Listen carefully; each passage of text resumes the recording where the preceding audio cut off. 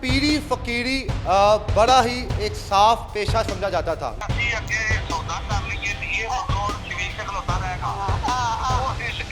जब उस पीर का दिल ना बढ़ा तो उसने दो मासूम बहनों की इज्जत को तार तार कर दिया। ला इलाहा इल्लल्लाह मुहम्मद रसूलुल्लाह वो आते रहे पीछे से और मामला जो है इनके इस तरह के चलते रहे और बच्चियों के भाई छोटे ने देख लिया। एक पीर है जिसने नौसरबाजी करके पहले तो लाखों की ज़मीन अपने नाम करवाई। उसका नाम जी अरशद मुगल है। मुगल पीर ने मुगलों की बच्चियों के साथ ज्यादती कर दी।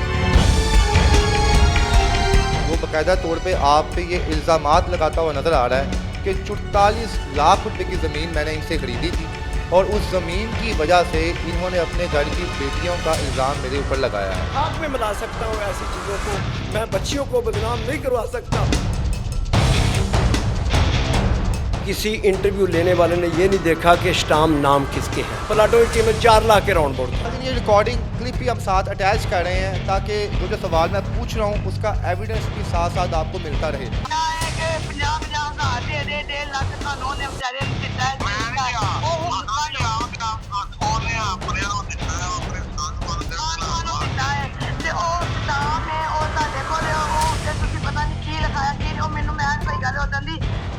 इन्होंने कहा था कि हमें मुकम्मल अख्तियार के साथ चाहिए। समझदार है माशाल्लाह, हकीम है आप, तो आप किस तरह की बातों में? शफीक, अगर तुम्हारा जहाँ पे पसीना गिरेगा हमारा खून गिरेगा। 1 रुपया तक मुझे नहीं मिला। पीर साहब ने ऐसा क्या करामात दिखाई थी कि वो लोग पीर को अपने घर में उन्होंने खुली आज़ादी दी? ये उनकी मेहरबानी है कि उन्होंने हमें बुरा भला कहा।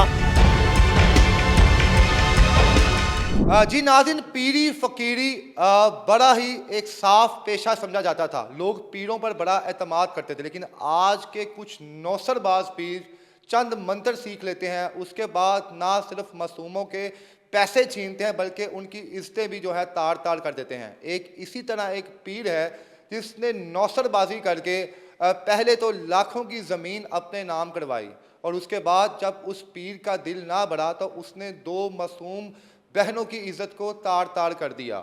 इस कहानी का आगाज़ कहाँ से होता है और ये पीर किस तरह इस शख्स की ज़िंदगी में आता है और किस तरह उसने फ्रॉड किया, ये तमाम तफसीलात आपके सामने रखते हैं। लेकिन इससे पहले मैं आपको बताता चलूँ कि इस वक्त सोशल मीडिया पर उस पीर के हक़ में मुहिम चलाई जा रही है और वो पीर ये कहता हुआ नज़र आ रहा है कि ये जो लोग हैं, ये जो नौसरबाज हैं, ये झूठे हैं, इन्होंने जानबूझकर अपनी बेटियों की इज्जतें खराब करवाई हैं और मेरा नाम लेके।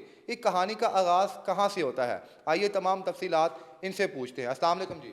वालेकुम सलाम। सर, क्या नाम है आपका? जी हकीम शफीक मुगल मेरा नाम है। हकीम साहब, आप पहले तो ये बताएं कि उस पीर का नाम क्या था जिसने आपसे नौसरबाजी की और नौसरबाजी का तरीका वारदात क्या था? उसका नाम जी अरशद मुगल है। अरशद मुगल है। अरशद मुगल है और हमारी बरादरी का है। आप भी मुगल ही? मुगल ही हैं। यानी मुगल पीर ने मुगलों की बच्चियों के साथ ज्यादती कर दी। तो बस ये है कि वो मेरे पास तो इधर जब आए थे तो मेडिसिन लेने के लिए आए थे, क्योंकि क्वालिफाई तबीब हूँ। उस वक्त उसने आपको बताया था कि वो पीर है? नहीं, उस वक्त मुझे नहीं बताया, क्योंकि उधर जो है मामलात को और थे और मेरे साथ जो आए थे मेरे क्लिनिक पे मरीज के से लाहौर दवाई लेने के लिए, उस वक्त कुछ और थे। ठीक है। हाँ जी। भाई, आपके मरासम किस तरह उसके साथ बने? वो बाकायदा तौर पे आप पे ये इल्ज़ामात लगाता हुआ नज़र आ रहा है कि 44 लाख रुपए की ज़मीन मैंने इनसे ख़रीदी थी और उस ज़मीन की वजह से इन्होंने अपने घर की बेटियों का इल्ज़ाम मेरे ऊपर लगाया है। इसमें कितनी सदाकत है? सर जी, ये है पहले नंबर पे तो किसी इंटरव्यू लेने वाले ने ये नहीं देखा कि स्टाम नाम किसके हैं। ठीक है। ये नईम है, कासम नईम है, जिसके नाम हमने स्टाम मैंने करके दिए हैं। कासम नईम कौन है? कासम नईम इनका भतीजा एक, और साहब का भतीजा? हाँ जी, प्रॉपर्टी डीलरी भी करता है बकौल उसके। और पीर से आपने जगह का लेन देन कैसे कर लिया? किस तरह आप इसके जाल में फंस गए कि आपने जगह इसके नाम लगा दी? सर जी, मेरे पास तो इधर आए थे मेडिसिन लेने के लिए क्लिनिक कब पे। की बात है? ये 17/3/24 की बात है। 2024 से आपके इस पीर के साथ ताल्लुकात है? जी। और मेरे पास आए थे दोनों चाचा भतीजा दवाई लेने के लिए। उस वक्त मेरा कोई लेन देन का मसला था, ये मेरे बन गए गवाह बन गए स्टाम्प लिख के दे दिए। तो आपने इन पे एतमाद किया कि आपने इनको अपने साथ शामिल कर लिया, अपने निजी मामलात में आप इनसे फैसले देखें जी, इन्होंने मेरी जो उस वक़्त मुझे एहसासमंदी दिलाई कि यार शफीक आपके पास बहुत ज़्यादती हुई है, तो ये तो बड़े हम आपके साथ हैं, इनकी ऐसी की तैसी हम पैसे भी लेके देंगे। मोमिन है आप, जी कलमा गो है, जी अल्हम्दुलिल्लाह।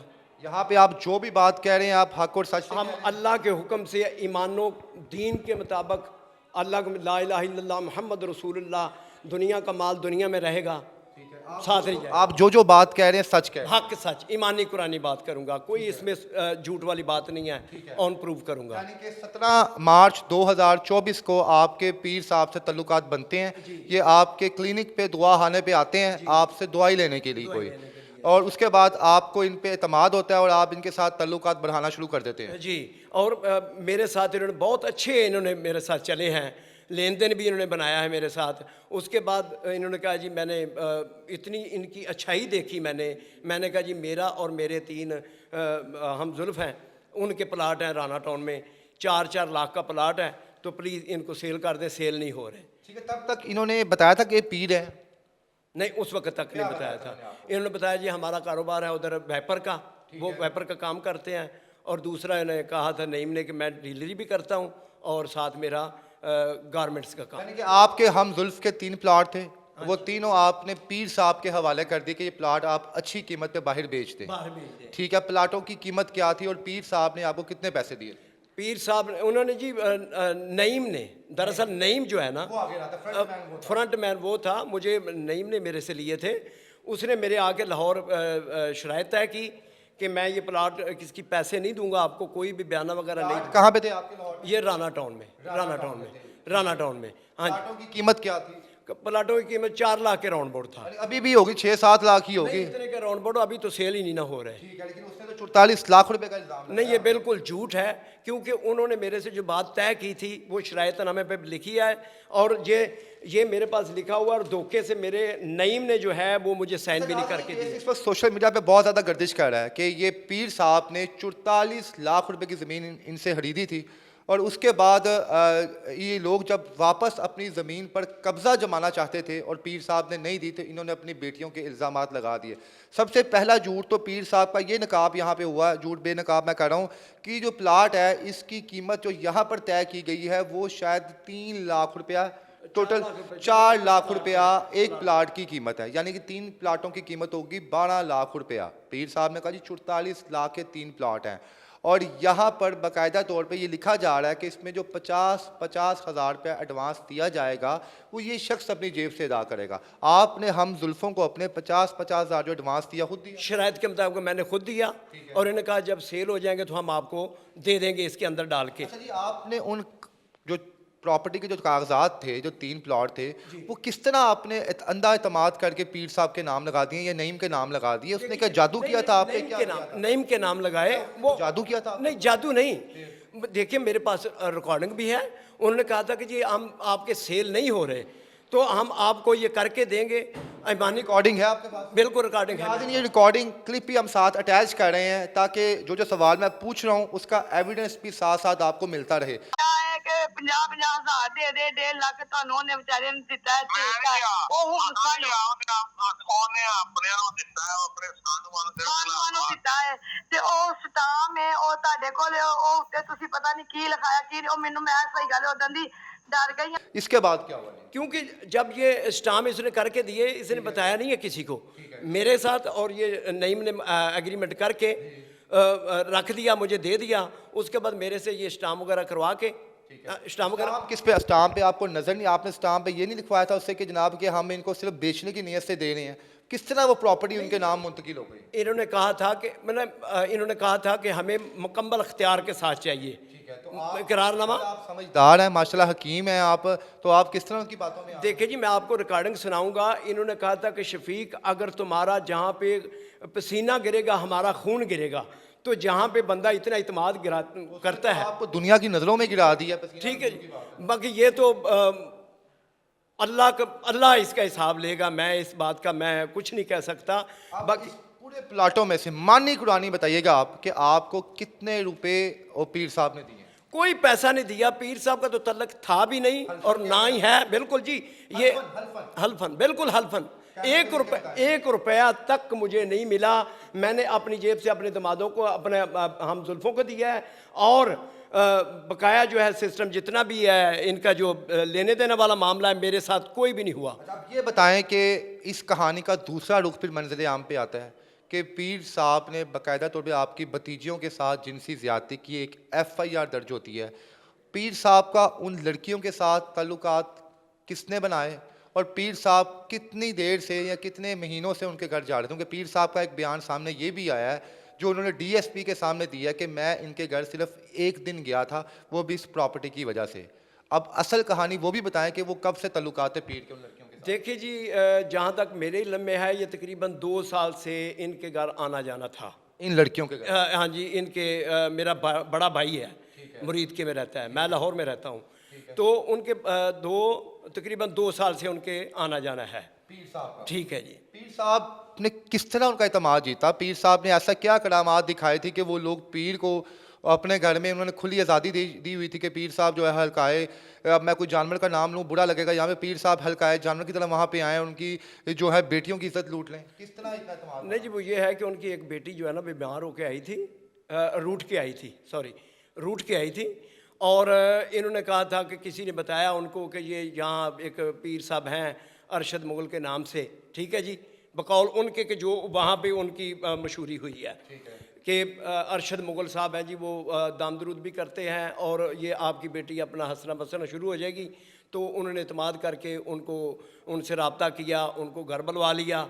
उसके बाद उन्होंने तरला किया, मिन्नत समाज की, वो बच्ची को उधर छोड़ के आ गए वो, और कामयाब हो गए। और बच्ची जो उनके पीर साहब पर एतमाद बन गया कि पीर साहब में कोई करामात हैं कि उन्होंने हमारी बच्ची को वापस भेज दिया। और बच्ची को फ़ोन करके पूछते रहे कि जी बच्ची खुश है अपने घर में? तो उसने कहा जी मैं अपने घर में खुश हूँ। तो इनका एतमाद बन गया। अच्छा, आपकी ज़िंदगी में पीर साहब पहले आए थे कि इन लड़कियों के आपके भाई की ज़िंदगी में पीर साहब नहीं पहले जी, आए? वो ये पहले उधर ही आए थे मेरे आपको पास। नहीं पता था तब? ना जी, मेरे इल्म में नहीं था। मेरे इल्म में तो मैं भी उनसे इन्फॉर्मेशन लेके आया मेरे इधर पीर लाहौर में। साहब का तरीका दम क्या था? वो किस तरीके से दम करते थे? वो जी जिस तरह मैंने सुना है, वो जी पानी जो लेके आते हैं और फ्रूट चाट लेके आते थे, इस तरह की मामला जो करके तो वो खिलाते थे। उसके बाद कापी पे हिसाब भी लगाते थे। वो सारे ऑन रिकॉर्ड उनके घर में मौजूद हैं। यानी कि पीर साहब ने जब उन बच्चियों से ज़्यादती की है, जो मुबैना तौर पे इल्ज़ामात लगाया जा रहा है आपकी जानिब से, उससे पहले पीर साहब का तरीका वारदात ये था कि जो बाहर से कुछ पीने वाला पानी लेके आते थे, कुछ फल लेके आते थे और खाने पीने की चीज़ें लेके आते थे। उसके बाद उन पे कोई दम पड़ते थे, कुछ चीज़ें पड़ते थे, और जब वो बच्चियाँ वो चीज़ें खाती थी उसके बाद उनके साथ क्या होता था? बाकी जी वो जिस तरह मैंने सुना है, जो इंटरव्यू में भी सुना है और वैसे भी उनसे बात की है, तो वो कहते इंटरव्यू को तो छोड़ देना, आपकी भतीजियाँ ब्लड रिलेशन है, उन्होंने बताया होगा आपको ना? बताया। क्या बताया? तरीका क्या बताया। था? चीज़ें लेके आने, खाने पीने, उसके बाद खाने पीने वाली चीज़ें लेके आते थे और खिला देते थे उनको। उसके बाद क्या होता था? उसके बाद उनको नीम बेहोशी के आलम में तकरीबन वो रहती थी। दोनों बहनों की उम्रें कितनी थी? एक की 20 के राउंड अबाउट है और इसकी 23-24 साल के राउंड दोनों कवारी थी? अबाउट। दोनों कुआरी हैं जी। ठीक हो गया। और कितने माह का तक ये सिलसिला चलता रहा और कब पीर साहब के जहन में शैतानी हरकत आई कि हमें करनी चाहिए? किस तरह आया? नहीं जी, 2 साल से आप लोग कह रहे हैं इनके साथ घर आना जाना था, तो ये अचानक कैसे पीर साहब फिरौन बन गए? देखिए जी, मैंने जो ऑब्जर्व किया है, मेरे साथ तो एंड तक जो है ना वो जो महसूस नहीं होने दिया इन्होंने। किन्होंने? ये जो अरशद मुगल है पीर साहब, मैं उन फैमिली की बात करूं, आपके भाई की फैमिली की बात करूं कि कब पीर साहब के जहन में शैतानियत आई कि मैं इन बच्चियों की ज़िंदगी बर्बाद कर दूं? क्या आपने पूछा? हाँ जी, उनकी जो एक बेटी थी बीमार थी, उनको कैंसर था और वो हॉस्पिटल ले गए। तकरीबन आज से 6 माह पहले बीमार होना शुरू हुई और उनकी वालदा जो आहिस्ता आहिस्ता वो अपना हॉस्पिटल जाना शुरू हो गई। बड़ी बेटी, इन 2 बहनों की जो बड़ी बहन थी उसे कैंसर हो गया था, तो वालदैन कैंसर वाली बहन के साथ बिजी हो गए और पीछे से पीर साहब ने आके अपने गंदे जो है अमल दिखाना शुरू कर दिए तवीज़ दागों के जरिए। हाँ जी, तो इस तरह हमें पता चलता रहा कि वो आते रहे पीछे से और मामला जो है इनके इस तरह के चलते रहे और बच्चियों के भाई छोटे ने देख लिया। इस टाइम छोटे भाई ने देखा, उस टाइम पीर साहब अकेले थे या उनके साथ कोई और भी था? नहीं, उस वक्त अकेले ही थे क्या और कह रहे थे उस वक्त, क्या क्या भाई छोटे भाई ने क्या बयान दिया? छोटे भाई ने तो जो बयान दिया वो तो कहने लगे जी मैंने कोई इस तरह की हरकत देखी है। फिर वो उन्होंने पूछा, वालदा ने पूछा कि क्या मामला है, तो फिर उन्होंने जो है अपना खुल के सारी बातें जो बताई उनको अपनी वालदा को बताई। और सुनने में ये भी है कि पीर साहब उन बच्चियों के जिस्म पर दम करते थे बाकायदा तौर पे, उनकी गर्दन पे या किसी ऐसे हिस्से पे बाकायदा दम किया जाता था कि इन बच्चों के रिश्ते किसी अच्छी जगह पे होंगे। नहीं, वो जो जहाँ तक मैंने ये सुना है कि वो कहते थे कि जी घर में पढ़ाई करें और मैं भी दम दरूद करूँगा और अपने आपके लोगों के रिश्ते जो है ना अच्छे घर में हो जाएंगे, आप बेफिक्र रहें, आप खुश रहा करेंगी, आप परेशान ना हो। अच्छा, वो दीवे वाला वाकया क्या था? आपने बताया अभी मुझे ऑफ कैमरा के बाकायदा तौर पे पीर साहब दीवे के अंदर तेल डाल के उस बच्ची का नाम डालते थे, उसके बाद दिया जला देते थे। जू जू दिया जलता रहता था बच्ची के ऊपर असर आना शुरू हो जाता था। ये क्या तरीका था उनका? नहीं जी, मैंने जो देखा है घर में, उन्होंने जब मैं उधर घर गया था उधर देखा था कि दीवी के अंदर ना नाम लिखे हुए थे, कुछ बच्चियों के नाम लिखे हुए थे। ठीक है जी। और वहाँ पे एक मसल्ला बना हुआ है, एक जय नमाज रखा हुआ है और चिराग रखे हुए हैं जहाँ पे वो बैठ के तो अपना वो जिक्र दिया जलता जा रहा है और उधर से काम चलता जा रहा है। वो जलाते थे। ठीक है जी। मुझे जो जहाँ तक मैंने जो ऑब्जर्व, ये बताएं, ये सारा बयान तो आपकी जानिब से आया है, आपने ये भी इल्ज़ाम लगाया जनाब के पीर साहब ने आपकी जगह पर कब्जा कर लिया, फ्रॉड किया, 1 रुपया नहीं दिया और बच्चियों के साथ बाकायदा तौर पर पीर साहब ने जिनसी ज़्यादती भी की। कितने माह तक अंदाज़न की उन्होंने ये सारा गंदा काम किया? देखिए जी, जो मेरे सुनने में आया वो तकरीबन 2 माह से मैं सुन रहा हूँ। 2 माह यानी कि 60 दिन। अल्लाह अकबर, तौबा तौबा। हफ्ते बाद 10 दिन बाद इस तरह आते थे जिस तरह मेरे इल्म में आया। पीर साहब का अब ये बयान भी सामने आ रहा है, वो तो नामर्द हैं, एक नामर्द पीर इस तरह की हरकत कैसे कर सकता है? देखिए जी, इसके हवाले से कहना जो है ये मैं महसूस नहीं कर सकता कि, क्योंकि मैं खुद क्वालिफाइड तबीब हूँ। तो आपके पास जब वो एज आ पेशेंट आते थे तो आपको लगता था ये नामर्द हैं? नहीं जी, बिल्कुल इस मौजू पे कभी उन्होंने बात की नहीं है। कहने की बात है कि कभी इस तरह के मौजू पे बात की नहीं, क्योंकि मैं चाचू हूँ तो मुझे तो खुद मैं पहले इस वजह से परेशान हूँ कि मेरे इस्टामों को इस्तेमाल करते हुए। आप देखें, हम आपके साथ हैं इस केस तक, यहाँ पे आपके साथ फ्रॉड हुआ, मेरे साथ भी हो सकता है, लेकिन लोग ये कह रहे हैं कि आपने अपनी भतीजियों का इस्तेमाल किया है, आपने अपनी भतीजियों की इज्जत खुद तार तार करवाई है झूठा इल्ज़ाम पीर पे लगा के। उसका एक सबूत ये है कि पीर साहब ने बताया कि मैं नामर्द हूँ, उनकी बाकायदा मेडिकल रिपोर्ट भी सामने आई है जिसमें वो अपने आप को नामर्द दिखा भी रहे हैं। तो एक एज मैं डॉक्टर या बीइंग अ हकीम, आप मुझे बताएं कि क्या कोई नामर्द शख्स किसी के साथ जिनसी ज़्यादती कर सकता है? देखिए जी, पैसे के लिए बंदा सब कुछ कर सकता है। मेरे से जो इन्होंने स्टाम्प करवा के रखे हैं उन्होंने उसका यूज़ किया है और मुझे बदनाम किया है। मैं तो आपको इस केस पे कह रहा हूँ कि आप ठीक हैं, मैं आपके साथ हूँ, नौसरबाजी उसने की आपसे आके।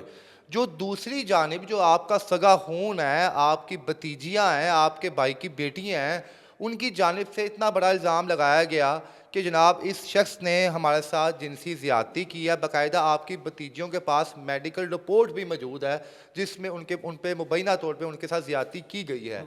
मैं आपसे ये पूछ रहा हूँ, हकीम साहब जो अपने आप को नामर्द कह रहे हैं, वो क्या नामर्द शख्स किसी की इज्जत तार तार कर सकता है? क्या पीर साहब ने कहीं अपने आप को बाद में नामर्द तो नहीं कर लिया दुनिया से बचने के लिए? देखिए जी, ये मामला तो देखे क्या नहीं होता, डॉक्टर क्या क्या नहीं कर सकते, बहुत कुछ कर सकते हैं डॉक्टर।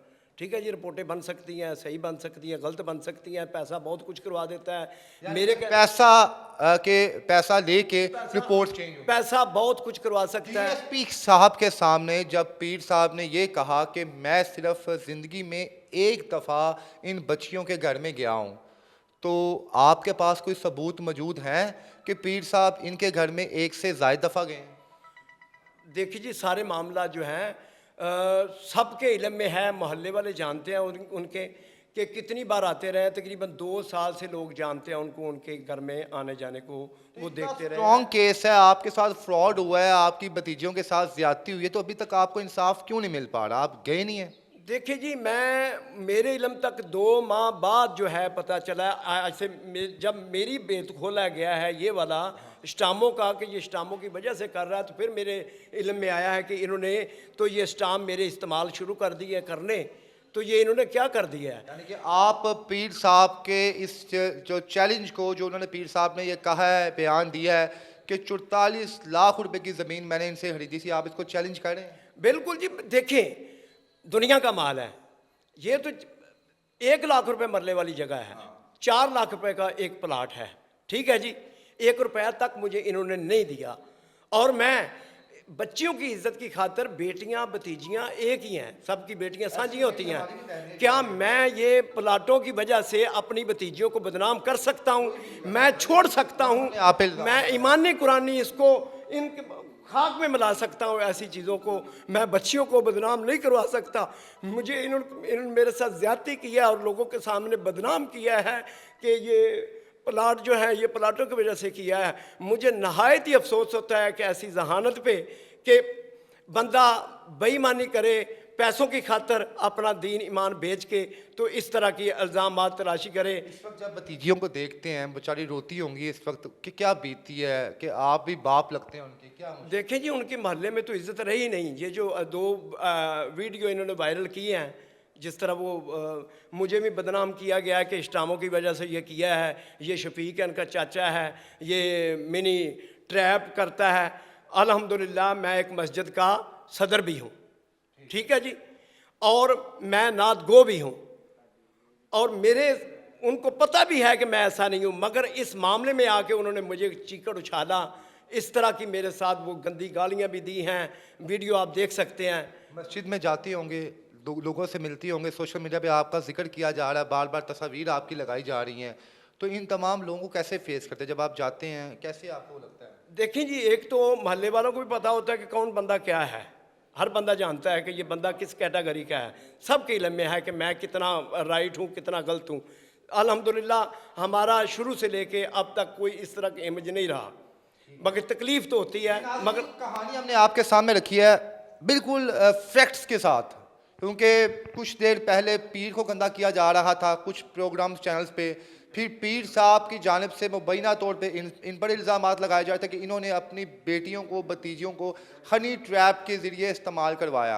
अब असल कहानी आपके सामने रखी है। ये शख्स जिसकी आंखों में इस वक्त आंसू हैं, जो इस वक्त जब अपनी जवान भतीजियों को बाहर जाते हुए देखता है, लोग उन पर ताने कसते हैं, लोग फिक्रे कसते हैं, तो तब ये शख्स उस वक्त जो है इसके दिल में जो बीतरी होती है वो वही शख्स जानता है जो इस कैफियत से गुजरा हो। मरियम नवाज़ साहबा के सामने आप क्या अपील रखते हैं?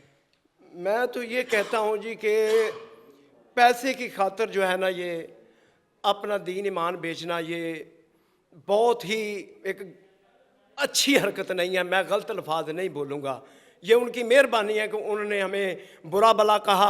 हर बंदे की अपनी दिल की आवाज़ होती है, ज़मीर उनका बोलता है कि सर, मरियम नवाज़ साहबा हमारी सीएम साहिबा हैं, हमारा प्राइम मिनिस्टर साहब शहबाज शरीफ साहब, हमारे इदारों के नाम आप क्या कहेंगे?